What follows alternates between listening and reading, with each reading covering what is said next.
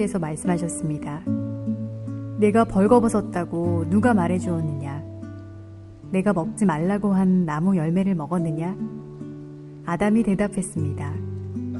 하나님이 저에게 주신 여자가 그 나무 열매를 줘서 먹었습니다.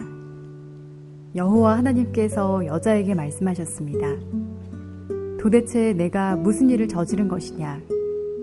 여자가 대답했습니다. 뱀이 저를 속였습니다. 그래서 제가 그 열매를 먹었습니다. 여호와 하나님께서 뱀에게 말씀하셨습니다. 내가 이런 일을 했으므로 너는 모든 가축과 모든 들짐승보다 더욱 저주를 받을 것이다. 너는 배로 기어다니고 평생토록 흙먼지를 먹고 살아야 할 것이다.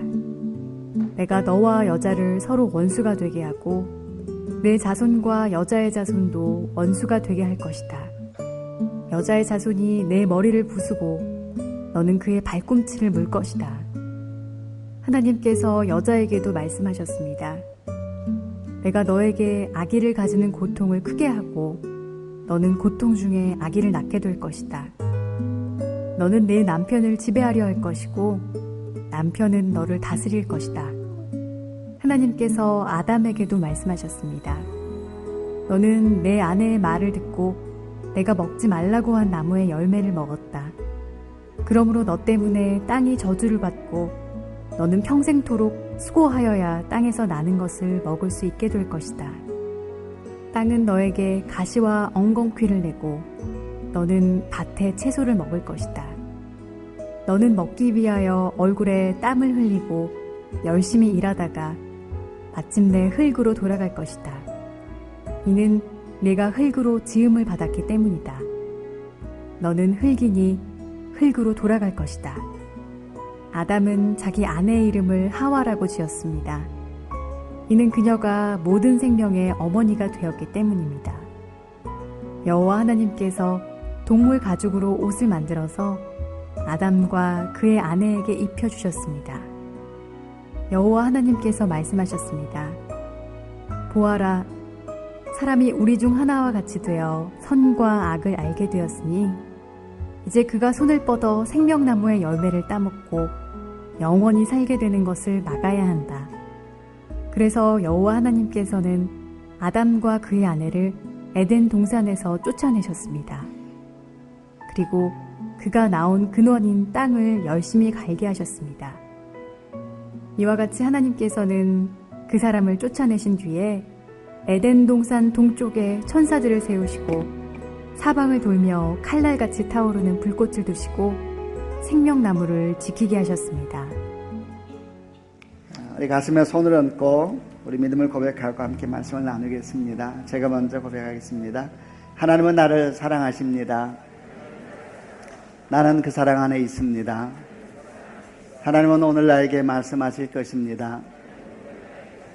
그 말씀에 능력이 있습니다. 그 말씀에 생명이 있습니다. 나의 마음을 하나님께 열겠습니다.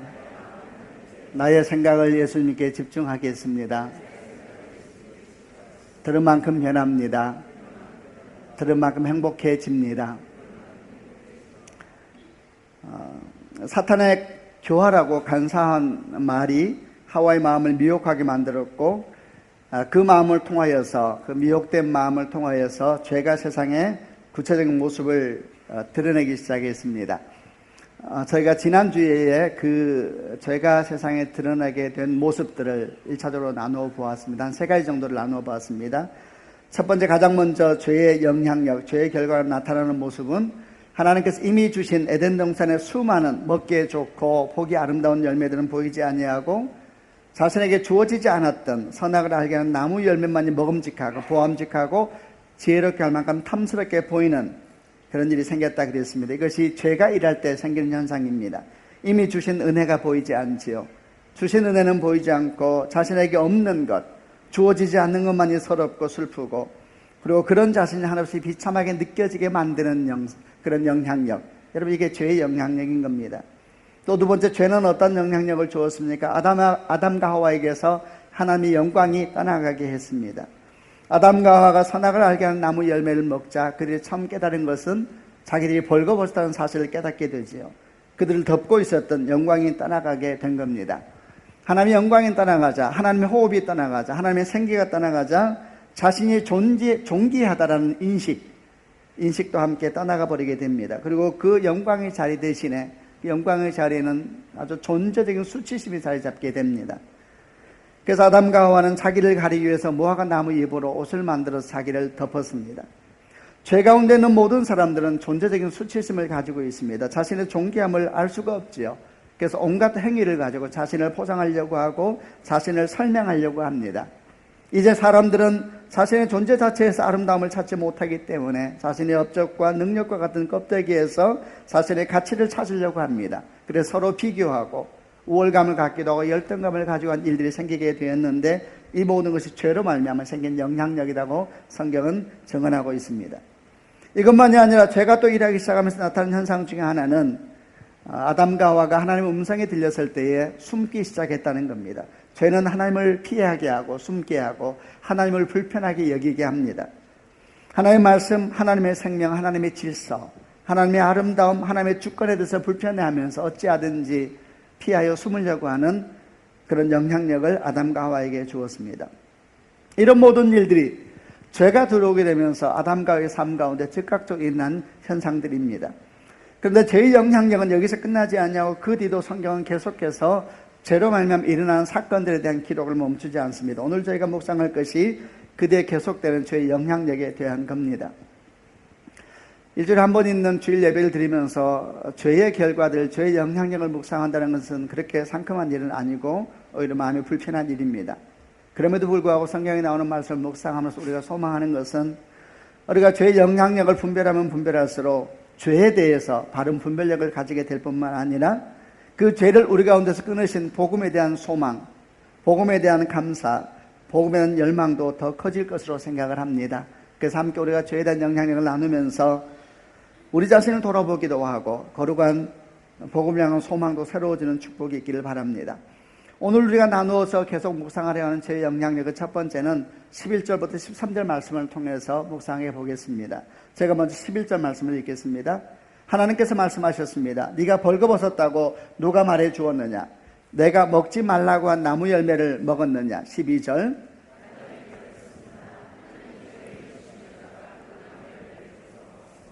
13절 같이 읽겠습니다. 여호와 하나님께서 여자에게 말씀하셨습니다. 도대체 네가 무슨 일을 저지른 것이냐? 여자가 대답했습니다. 뱀이 저를 속였습니다. 그래서 제가 그 열매를 먹었습니다. 아담과 하와가 선악을 알게 하는 나무 열매를 먹고 난 뒤에 자기 벌거벗음을 알고 무화과 나무 잎으로 자기를 가리고 있을 그날에 성경은 기록하기를 하나님께서 동산을 거니시는 소리가 들렸다 그랬습니다. 그러니까 아담과 하와 그 소리를 듣고 동산 나무 사이에 숨었습니다. 그러면서 하나님과 아담 그리고 하나님과 하와의 대화가 시작이 됩니다. 하나님께서 먼저 말씀하시죠. 아담 아담아 네가 어디 있느냐? 그러자 아담이 말합니다. 제가 하나님의 소리를 들었지만 벌거벗었기 때문에 두려워서 숨었습니다. 다시 하나님께서 말씀합니다. 벌거벗었다는 사실을 누가 말해 주었느냐?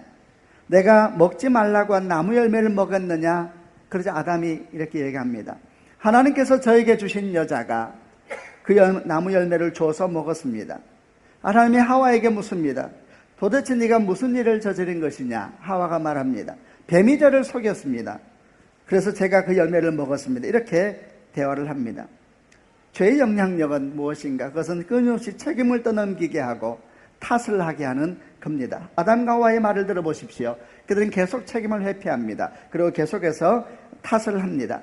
아담은 이렇게 말합니다. 하나님이 저에게 주신 여자, 그 여자가 나무 열매를 줘서 먹었습니다. 아담은 하와가 문제라고 말을 합니다. 하와는 뭐라고 말합니까? 뱀이 저를 속였습니다. 그래서 제가 그 열매를 먹었습니다. 하와는 뱀이 문제라고 말합니다. 계속 책임을 떠넘기고 탓을 하는 게 이게 죄의 영향력입니다. 이런 상상을 해봅니다. 만약 아담과 하와가 하나님께 이 순간 자신의 잘못을 인정하고 용서를 구했다면 어떻게 되었을까? 사실 이것은 상상일 뿐입니다. 왜냐하면 죄 가운데 있는 사람은 자신의 죄를 보지도 못하고 그 죄를 인정할 능력도 없기 때문입니다. 사실 아담과 하와가 이렇게 반응하는 것은 죄의 영향력으로서 아주 자연스러운 일입니다. 왜냐하면 죄는 그 속성상 계속해서 책임을 회피하게 하고 무엇인가를 탓하면서 자기를 정당하려고 하기 때문입니다. 이렇게 탓하는 죄의 속성을 잘 보여주는 성경의 인물 중에 한 사람이 사울 왕입니다.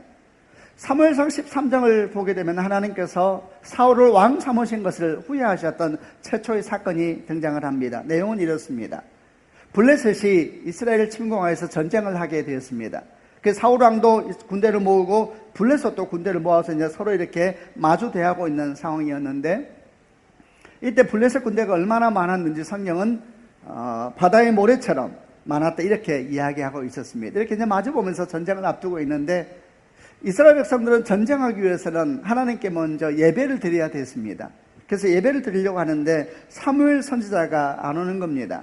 아마도 약속한 기간이 있었던 것 같아요. 일에 7일 동안 7일 안에 오기로 약속했는데 오지가 않고 있었습니다. 이 전쟁을 앞두고 있는데 하나님께 제사를 드리지 못하니까 이제 이스라엘 군대에서 야단이 났습니다. 백성들에게, 군사들에게 두려움이 임한 겁니다. 두려움이 임하고 대적은 너무나 커 보이고 자기들은 하나님 앞에 예배도 못하고 있는 것 같은 이런 상황이 되니까 두려움과 염려가 막 몰려들면서 군사들이 도망치고 흩어지고 야단이 났습니다. 그래서 사울왕이 어떻게 하냐, 너무 급하기 때문에 급한 마음에 제사를 드렸다 이렇게 기록이 되어 있습니다. 그런데 성경을 보니까 사울왕이 막 번제물을 바쳤을 때 이렇게 기록을 합니다. 막 번제물을 바쳤을 때에 사무엘 선지가 도착했다 이렇게 기록이 되어 있습니다. 그리고 사무엘 선지자가 사울왕에게 깜짝 놀라면 묻습니다. 도대체 무슨 짓을 한 것입니까? 하나님께서 하와에게 물었던 질문과 비슷하죠. 도대체 네가 무슨 짓을 한 것이냐? 사무엘 선지자도 사울왕에게 묻습니다. 도대체 무슨 일을 한 것입니까? 그때 사울왕이 이렇게 이야기를 합니다. 군인들은 떠나가고 당신은 오지 않았습니다. 블레셋 사람들은 이렇게 모여 있는데 곧 길갈로 와서 나를 공격할 것인데 아직 하나님께 제사를 드리지 못했으니 어쩔 수 없이 번제물을 내가 바친 것입니다. 이렇게 얘기를 합니다. 군인 탓을 하고 사무엘 선지 탓을 하고 그리고 급박한 상황 탓을 합니다. 언뜻 들어보면은 사울왕의 말이 다 구구절절이 옳은 말 같습니다. 그러나 사실은 옳지는 않은 말이었습니다. 사울왕의 말은 틀렸습니다. 우선 사무엘 선지자는 늦지 않았습니다. 약속한 길에 가장 끝에 왔습니다. 성경 기록하기를 번제물을 바치자마자 사무엘이 도착했다 이렇게 말하는 걸 보게 되면은 늦은 것이 아니라 가장 끝에까지 온 것이지요. 사실 사울왕이 스스로 제사를 드린 이유는 교만한 마음 때문이었습니다. 이 마음을 조금 더 잘 보여주는 사건이 사무엘상 15장에서 두 번째 하나님께서 사울왕을 왕 삼으심을 후회하시는 사건이 나오는 사무엘상 15장에 조금 더 이런 사울왕의 진심에 대해서 잘 보여줍니다. 이 내용은 이렇습니다. 사무엘상 15장에는 아말렉과의 전쟁 기사가 나옵니다. 그때 하나님께서 사울왕에게 아말렉과의 전쟁을 나가면서 아말렉에 속해 있는 모든 생물을 멸하라 이렇게 명령을 하셨습니다. 사울왕은 큰 승리를 거두지요. 그런데 사울왕은 모든 생물을 다 멸하지 않고 우선 아말렉 왕 아각을 살려줍니다. 그리고 아말렉 짐승 중에서 아주 자기가 보기에 괜찮은 짐승들은 다 살려주었습니다. 사무엘 선지자가 와서 보니까 짐승 소리가 막 들리는 거예요. 그리고 아각 왕도 자기가 살았다는 얘기를 하는 이런 소리가 들렸을 때에 사무엘 선지자가 사울 왕에게 어찌하여 하나님의 말씀에 순종하지 않았느냐 이러면서 사울 왕에게 이야기를 하자 사울 왕이 또 이렇게 대답을 했습니다. 무슨 말입니까? 나는 다 순종했습니다. 다만 군인들이 문제입니다. 군인들이 당신의 하나님 여호와께, 표현이 재밌지요? 군인들이 당신의 하나님 여호와께 제물을 바치기 위해 좋은 양과 소를 남겨놓았을 뿐입니다. 무슨 말입니까? 나는 다 순종했습니다. 다만 군인들이 당신이 하나님 여호와께 제사 드리려고 좋은 양과 소를 남겨놓았을 뿐입니다. 또 그는 군인 탓을 하죠. 자기는 아무 잘못이 없는데 나는 다 순종했는데 군인들이 문제이다 이렇게 이야기를 합니다. 물론 여러분 이것도 사실은 탓하는 것이고 책임을 회피하는 겁니다. 사실 그가 왕 아각을 살려둔 것과 좋은 짐승을 남겨둔 것은 전리품으로 남긴 겁니다. 당시 전쟁을 끝나고 나면 왕들은 전리품을 남겼습니다. 그리고 그 전리품을 백성들에게 보여주고 돌려주면서 자기 영광을 취하였습니다. 자기가 얼마나 대단한 왕인가에 대해서 인정을 받으면서 큰 영광을 취하였습니다. 사울 왕도 그래서 사실은 남겨놓은 겁니다. 이것을 어떻게 알 수 있느냐 하면 전쟁이 끝나자마자 사울 왕이 한 첫 번째 행동은 뭐냐 하면은 길갈로 가서 전쟁 기념비를 세웁니다. 전쟁 기념비 내용은 단순하지 얼마나 자기가 큰 승리를 거두었는가를 이야기하는 전쟁 기념비를 세우고 난 다음에 사무엘 선지자의 만남이 있고 그 뒤에 왜 순종하지 않았습니까? 라는 얘기에 대한 대화가 시작되고 있는 거거든요. 사실은 자기 영광을 위해서 남긴 건데 아주 습관이 되어 있는 사울왕의 모습을 볼 수가 있습니다. 상황이 생길 때마다 탓을 합니다. 군인 탓을 하고 선지자 탓을 하고 급박한 상황 탓을 하고 이런 모양 저런 모양을 탓을 하고 있는 겁니다. 여러분 한번 보십시오. 이런 사울왕의 모습 그리고 아담과 하와의 모습은 죄의 근본적인 속성을 보여주는 겁니다. 끊임없이 탓합니다. 상황을 탓합니다. 그리고 환경을 탓합니다. 부모를 탓합니다. 자식을 탓합니다. 그리고 탓하면서 그곳에서 자신의 피난처를 찾으려고 합니다. 이렇게 탓하는 마음은 잘못된 것을 바르게 분별하기 위한 마음이 아닙니다. 정죄하고 비난하는 마음이죠. 또 탓하는 마음은 현실을 정직하게 대면하려 보려는 마음도 아닙니다. 숨으려 하고 회피하려는 마음입니다. 또 탓하는 마음은 자신의 눈에 있는 들고는 보지 못하면서 다른 사람 눈에 있는 티끌만을 보면서 정죄하는 마음이기도 합니다. 이런 마음이, 이런 모습이 아담과 하와가 죄 가운데 빠졌을 때 나타난 아주 증상 중에 하나였습니다. 그런데 여러분, 이렇게 책임을 회피하고 탓하는 죄의 속성은 오늘날까지 계속되고 있습니다. 첫사람 아담 이후로 모든 인류를 관통하면서 우리에게도 흘러온 죄의 속성이 탓하는 속성입니다. 우리도 끊임없이 탓합니다. 우리도 똑같이 행동합니다. 상황을 탓합니다. 환경을 탓합니다. 부모를 탓합니다. 자녀를 탓합니다. 나라를 탓합니다. 그리고 결국 자기 자신을 탓하죠. 자기 자신을 탓하는 것은 건강한 자기 성찰을 말하는 것이 아니라 부정적인 자기 정죄를 말하는 겁니다. 여러분, 자기를 탓하면 어디까지 가게 되나? 우울해집니다, 사람이. 그리고 어디까지 가는가? 하나님도 탓합니다. 이건 결코 하나님의 역사가 아니지요. 아담도 그랬습니다. 아담이 하나님께 말하기를 하나님이 내게 주신 여자가 열매를 줬다 이렇게 얘기했습니다. 여자를 탓하고 있지요. 그래서 동시에 그 여자를 내게 준 하나님을 탓하고 있는 겁니다. 온통 탓을 합니다. 결혼해도 탓하고 자녀를 보고 탓하고 교회에서 탓하고 나라에서 탓하고 온통 탓하는 영생이 우리 인생을 가득 덮고 있습니다. 왜 그럴까요? 불안하기 때문입니다. 우리는 다 불안한 겁니다. 우리는 사실 빛이 우리에게 임할까 두렵습니다. 하나님이 내 모든 걸 다 까불어 볼까 두렵습니다. 심판대 앞에 우리는 두렵습니다. 우리는 사실은 다 두렵습니다. 이게 죄의 속성입니다. 죄라는 것은 그 순간은 기쁨을 주는 것 같고 그 순간은 우리를 만족케 하는 것 같지만 사실 죄라는 것은 우리 내면의 근본적인 불안함을 점점 더 더해갑니다.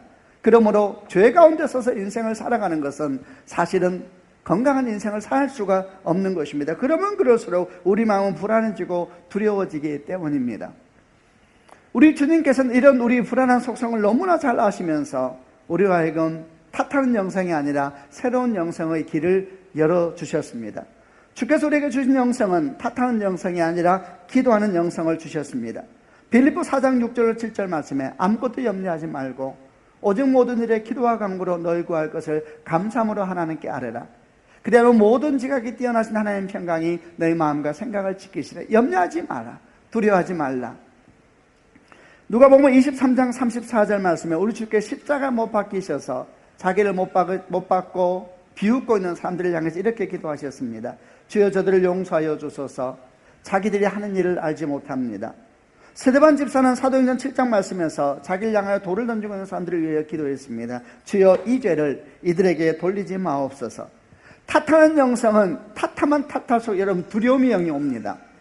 그러나 기도하는 영성은 우리에게 평화를 주는 것입니다. 성도 여러분, 탓하는 영성이 따라가고 기도하는 영성이 많은 축복이 있기를 바랍니다. 우리에게 이미 그런 역사는 시작되었습니다. 우리에게 성령이 오실 때 그 성령은 생명의 영이요 여러분 살리는 영이요 기도하는 영인 것을 믿는 축복이 있기를 바랍니다. 이것만이 아닙니다. 또 좀 우리에게 새로운 영성을 주셨습니다. 그것은 다른 사람을 정죄하는 영성이 아니라 자신을 돌아볼 줄 아는 자기를 성찰하는 영성을 가르쳐 주셨습니다. 마태복음 7장 1절 이하에 비판받지 아니하는 비판하지 마라. 너희가 비판한 그대로 비판받을 것이며 너희가 판단한 기준에 따라 너희도 판단받을 것이다. 어찌하여 형제의 눈 속에 있는 작은 티는 보면서 네 눈 속에 있는 나무 토막은 보지 못하느냐. 먼저 네 눈 속에 있는 나무 토막을 빼내어라. 그 후에 잘 보여서 네 형제의 눈 속에 있는 티를 뺄 수 있을 것이다. 이게 주님께서 우리에게 주신 영상이죠. 이것도 성령께서 오실 때 일어나는 사건입니다.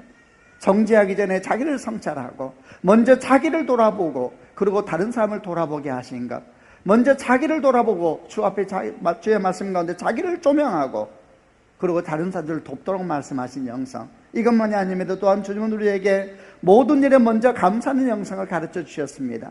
데살로니가전서 5장 16절 이하에 항상 기뻐하라, 쉬지 말고 기도하라, 범사에 감사하라. 그리고 뭐라고 말씀하셨습니까? 이것이 그리스도 예수 안에서 너희를 향하신 하나님의 뜻이니라. 할렐루야, 아멘이죠. 이런 영성, 탓하는 대신에 기도하게 하시고 그리고 정죄하기 전에 자기를 먼저 성찰하게 하고 모든 일에 먼저 감사할 줄 알게, 이런 영성은 죄로 인해 시작된 탓하는 영성과는 극단적인 반대편에 있습니다. 여러분, 이것이 생명의 영성이요, 십자가의 영성이요, 은혜의 영성이요, 성령의 영성인 것을 믿으시는 축복이 있기를 바랍니다. 우리 안에 이미 그런 역사가 시작된 것도 믿음으로 받는 축복이 있기를 바랍니다. 창세기 12장을 보게 되면 하나님께서 아브라함을 부르시면서 우리를 믿음의 아비로 삼으시면서 주셨던 약속의 말씀이 있습니다. 고향 친척과 아버지 집을 떠나 내가 너에게 줄 땅으로 가라. 그리고 이런 약속을 주셨습니다. 내가 너로 큰 민족을 이루고 네게 복을 주어 네 이름을 창대케 하리니 너는 복이 될지라. 이게 개역 개정이고 개역 한글은 너는 복의 근원이 될지라 그랬죠. 너를 축복하는 자에게는 내가 복을 내리고 너를 저주하는 자에게는 내가 저주하리니 땅의 모든 족속이 너로 말미암아 복을 얻을 것이라 그랬어요. 땅의 모든 족속이 너로 말미암아 복을 얻을 것이다. 우리가 복의 통로입니다. 아멘이죠. 우리를 통해 복이 흘러가게 될 겁니다.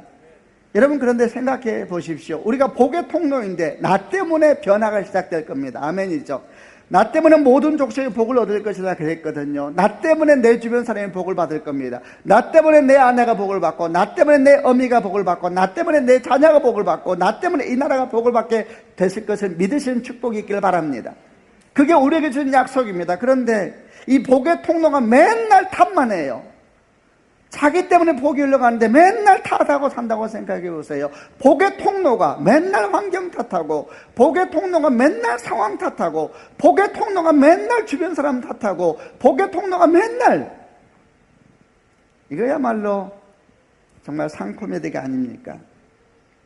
여러분, 제가 선포할 때 아멘 하시길 바랍니다. 우리 때문에 환경이 바뀔 겁니다. 믿음으로 하십시오. 우리 때문에 상황이 바뀔 겁니다.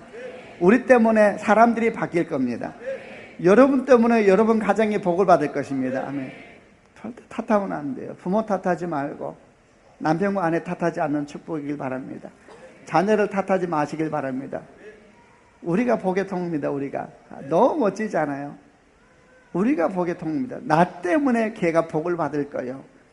근데 내가 탓하면 안 되지요. 은총이 있을지어다. 우리가 선포하고 축복하는 은혜가 있기를 바랍니다. 탓하지 말고 기도하고, 탓하지 말고 감사하고, 탓하지 말고 자기를 성찰해야 됩니다. 사람을 보고 환경을 보면 탓하게 되어 있습니다. 옛날에 복음성가 제가 1부 때 불렀는데 2부 때 고민이 많아요. 부를까 말까. 사람을 보며 세상을 볼 때 만족함이 없었네. 나의 하나님 그분을 볼 때 나는 만족하였네. 저기 빛나는 태양을 보라. 또 저기 서 있는 산을 보아라.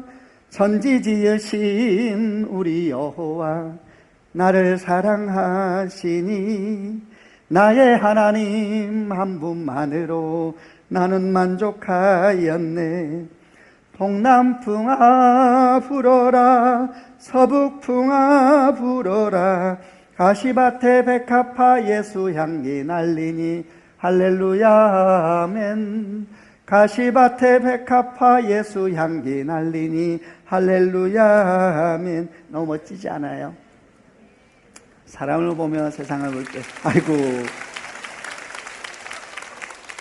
관대하십니다. 사람을 보며 세상을 볼 때는 여러분 우리는 살 수가 없습니다. 그러면은 탓하게 돼요.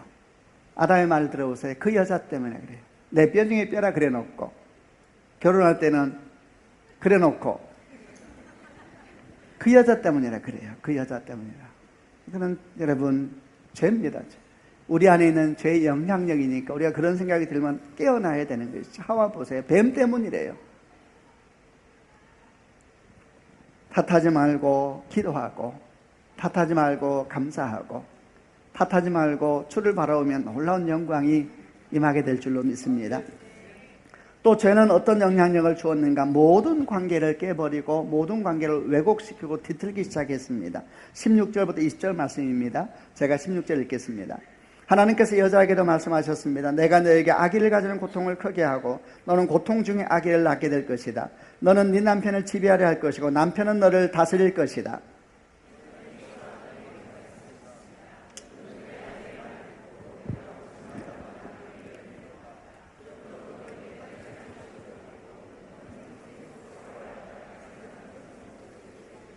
땅은 너에게 가시와 엉겅퀴를 내고 너는 밭에 채소를 먹을 것이다.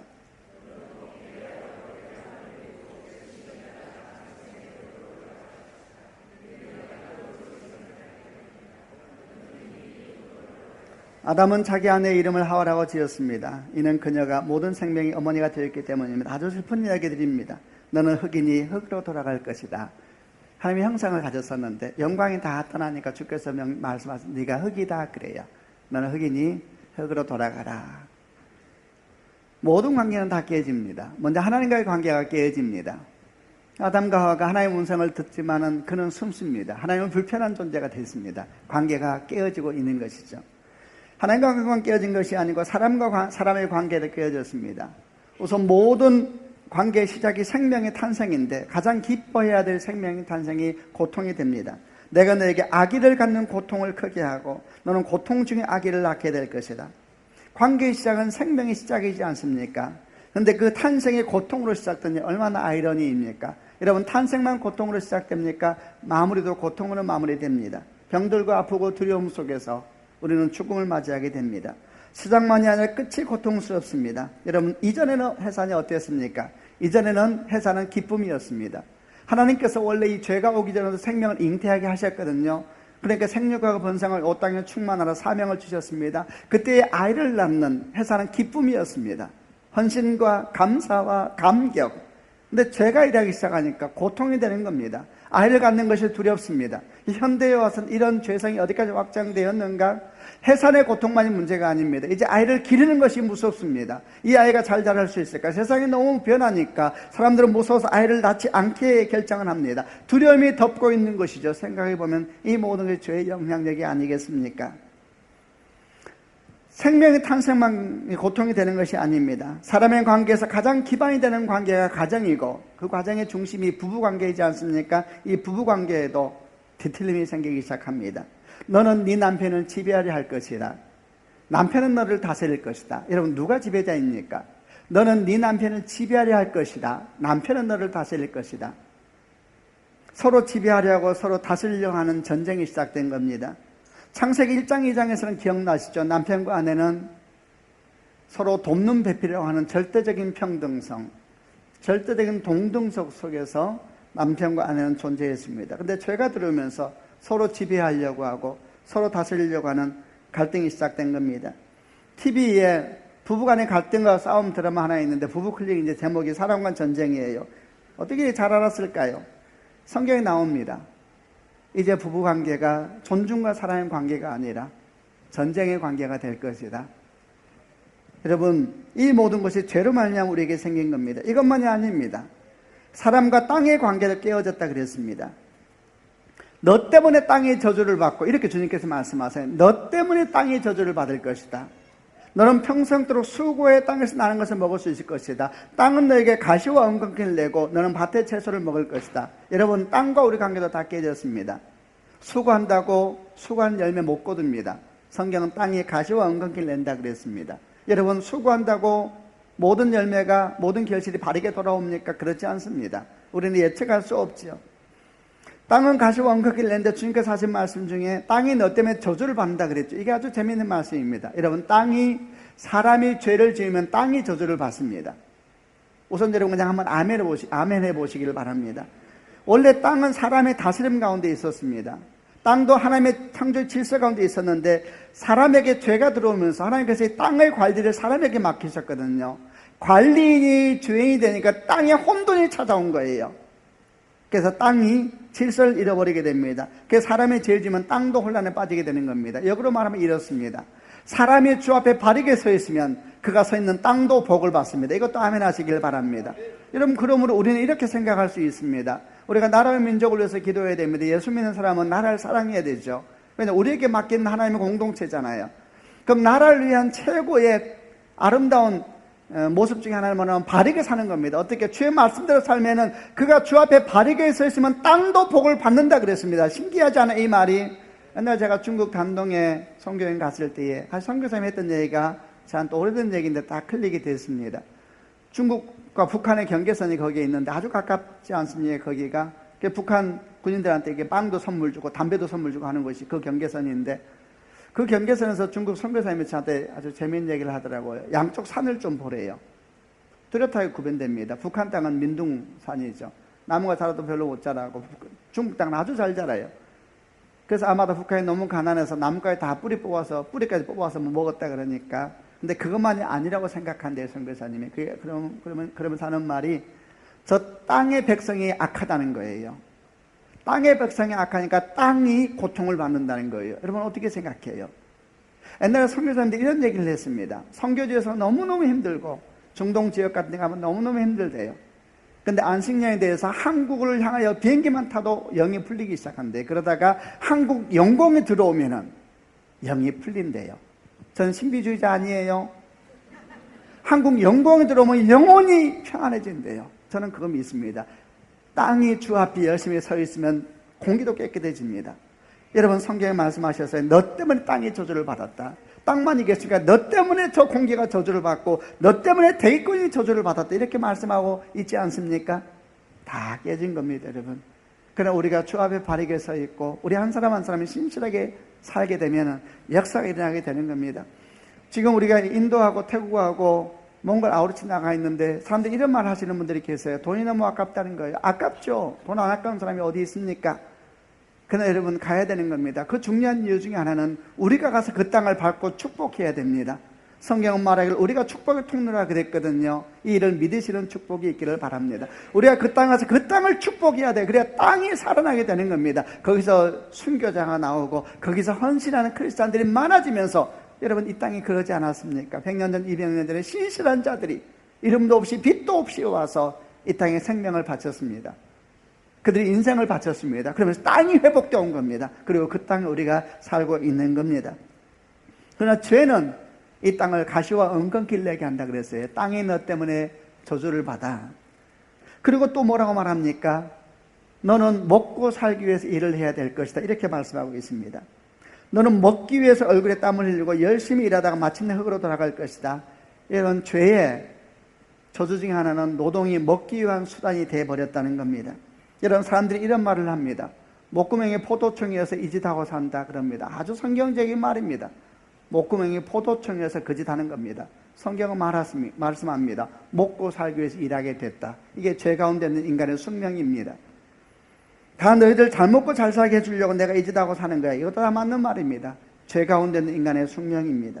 그래서 이 죄의 구렁텅이에서 빠져나오지 못한다면 그가 아무리 많은 것을 가지고 있고 그가 아무리 많은 것을 알고 있는 지식인이고 대단한 가문의 사람이라 할지라도 결국 그의 삶은 먹고 살기 위한 삶에서 벗어날 수가 없는 것입니다.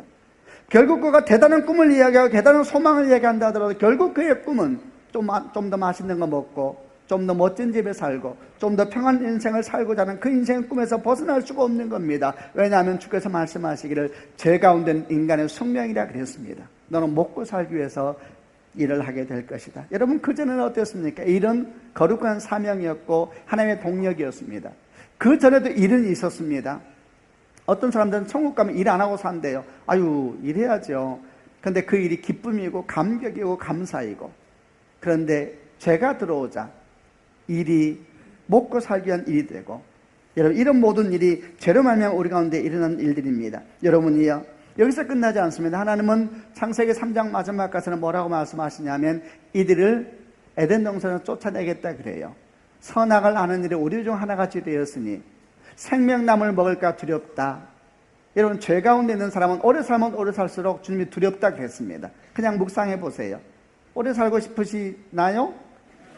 주님 말씀하시길 오래 살면 오래 살수록 두렵다 그랬어요.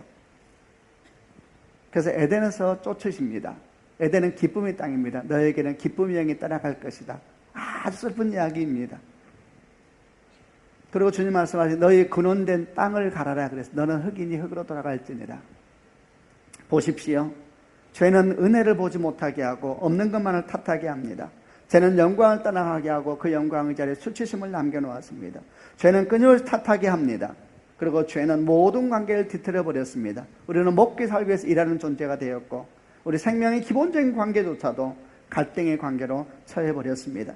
사람은 땅에 속한 사람에 대해서 주께서 분명히 선포하셨습니다. 너는 흙이니 흙으로 돌아갈지어다. 숙명적으로 죽음을 향해 가고 있는 존재, 숙명적으로 먹기 살기 위해 일하는 존재, 숙명적으로 깊은 내적 수치심을 가지고 살아가는 존재, 이것이 죄 아래에 있는 우리의 모습입니다. 성도 여러분, 복음은 무엇입니까? 복음은 이 모든 것을 돌이켜 회복하는 것입니다. 고린도서 5장 17절 말씀에 그런즉 누구든지 그리스도 안에 있으면 새로운 피조물이라 이전 것은 지나갔으니 보라 새 것이 되었다. 아멘이죠. 복음은 안 보이던 은혜를 보이게 합니다. 아멘이십니까? 안 보이던 은혜를 보이게 합니다. 할렐루야. 복음은 우리 안에 있는 하나님의 형상을 느끼게 합니다. 여러분, 우리는 우리 행위 때문에 거룩해지는 게 아닙니다. 존재 자체, 우리 안에는 성령을 말미암아 거룩한 존재가 되었음을 믿음으로 받는 축복이 있기를 바랍니다. 이게 거듭난 사람의 모습인 것입니다. 또한 복음 거듭난 사람은 탓하는 대신에 기도하는 영성을 가지고 있습니다. 아멘이십니까? 탓하는 대신에 감사한 영성을 가지게 됐습니다. 누가 그를 맡겼습니까? 또 복음 거듭난 영성은 모든 관계를 회복시킵니다. 우리는 하나님을 찾는 존재가 되었습니다. 할렐루야. 우리는 찾고 있습니다. 지금도 주여 우리에게 오시옵소서. 우리는 주님을 찾는 존재가 되었습니다. 우리는 부부가 손에 손을 잡고 사랑과 존경이라고 하는 하나님 나라의 공동체를 회복시키기 위한 몸부림을 시작하고 있습니다. 땅도 하늘도 여러분 우리 안에서 회복되게 될 줄로 믿습니다. 여러분, 이것이 복음입니다. 성도 여러분, 수많은 고통 속에서, 수많은 아픔 속에서 크리스찬은 어디에 서 있어야 되는가? 그것을 되돌리는 역할을 하는 게 크리스찬입니다. 소망하고 축복하기는 우리가 가는 곳마다 어둠이 빛으로, 절망이 소망으로, 눈물이 기쁨으로 변화되고, 그리고 죄의 영향력이 복음의 영향력으로 변화되는 축복이 있기를 주님의 이름으로 축원합니다. 그런 축복이 있을지어다. 같이 기도하겠습니다. 한번 눈을 감고 가슴에 손을 얹어 보시길 바랍니다. 오늘 말씀을 기억하면서 기도하십시다. 여러분, 아담과 하와를 보십시오. 그들은 끊임없이 탓을 합니다. 아담은 하와 때문이라 그럽니다. 하와는 뱀 때문이라 그럽니다. 여러분, 우리도 끊임없이 탓을 합니다. 이런 탓 저런 탓을 합니다. 결혼할 때는 내 뼈 중에 뼈요 살 중에 살이라 그랬다가 고통이 오고 위기가 오면 그 여자 때문이라고 이야기하는 것이 우리의 모습입니다. 그러나 성도 여러분, 이제 우리 안에 주 예수의 영이 계신 걸 믿으시는 축복이 있기를 바랍니다. 우리 안에 탓하는 영이 일하려고 할 때마다 담대하게 되져가십시오. 탓하는 영은 떠나갈지어다. 우리 안에 탓하는 영이 우리 인생을 설명하려고 할 때마다 담대하게 선포하십시오. 탓하는 영은 떠나갈지어다. 주여, 우리가 기도한 영성을 갖기를 원합니다. 감사하는 영성을 갖기를 원합니다. 우리가 축복의 통로니 어리석게도 축복의 통로가 탓하는 영성을 갖지 않도록 주여 우리에게 은혜를 베풀어 주옵소서. 우리 하나님께 소망하며 함께 기도하겠습니다.